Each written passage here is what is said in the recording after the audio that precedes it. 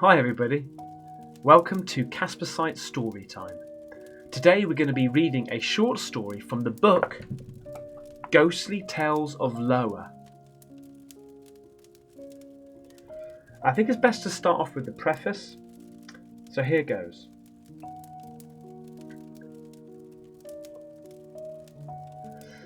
The stories in this book come from different people and places in Lowa. Many are from Northeast Lowa because some of them were published in their earlier book Ghostly Tales of Northeast Lowa in 1988. Lowans were willing and in fact eager to share their stories with us so that we could share them with our readers. Some of the stories are well known, for example, those connected with the house outside Guttenberg or Lawther Hall in the Strayer Wood Theatre on the UNI campus in Cedar Falls.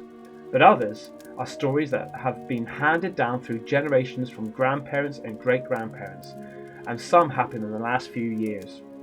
We hope you enjoy these new and old ghost stories. Some will give you the chills, some will make you laugh, but all have the place in Lowa's history of storytelling. It was opening night at the landmark. Everything was in order. Dick and Diane had worked hard to ready their supper club for this night. After the modelling was completed, finishing touches were added. Old photos, an old-fashioned wall telephone, an antique buffet, railroad chairs, and other items reminiscent of the early years when the building had been known as the Landmark Inn. When they heard car doors closing and people in front of the door, Dick and Diane went downstairs to welcome their guests. Dick stopped off at the kitchen first to check whether the cooks were ready. Diane took one last look around the dining area before she went to greet a group of customers off to one side of the room. After several well-deserved compliments how inviting the atmosphere was, someone asked her, "Has anything happened yet?"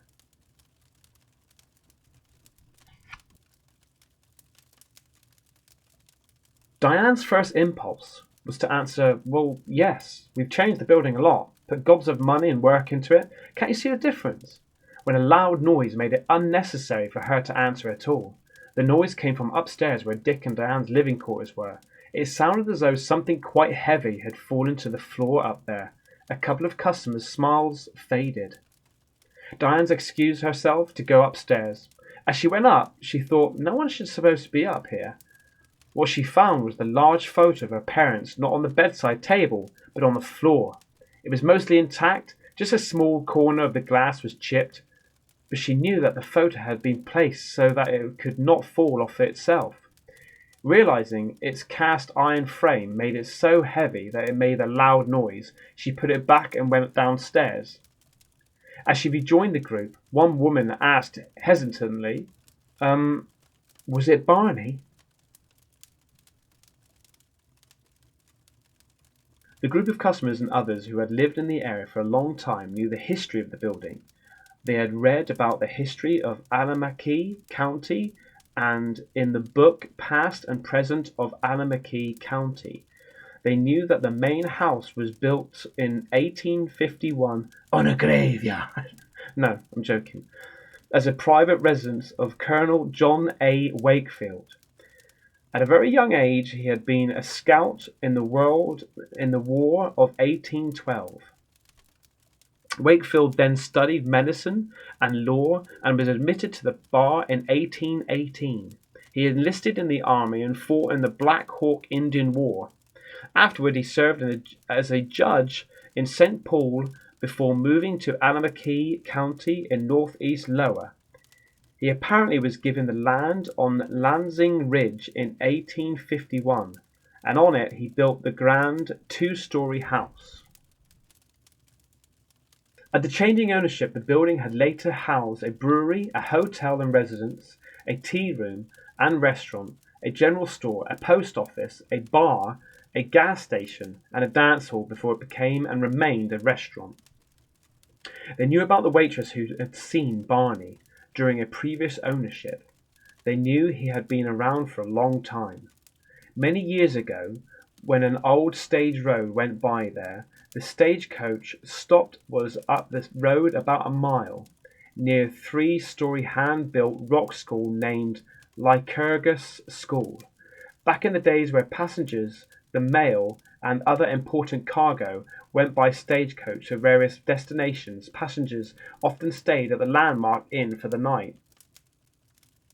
When one of the succession owners operated a brewery in the building, drivers and teamsters found it an ideal place to visit while their horses rested. The men often spent the evening enjoying food and drink before their next run.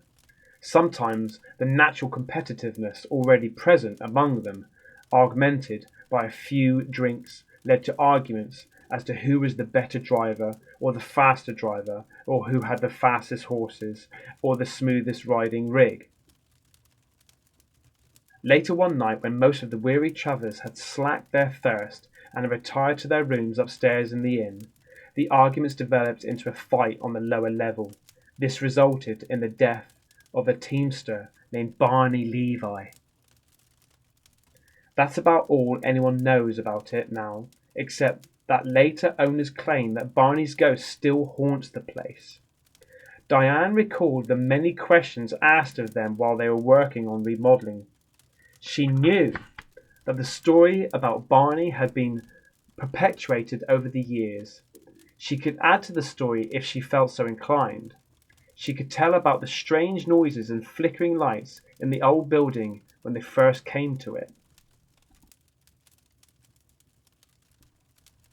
A light in the kitchen often came back on after they turned it off, and she remembered something that happened just once when they were first remodeling the building.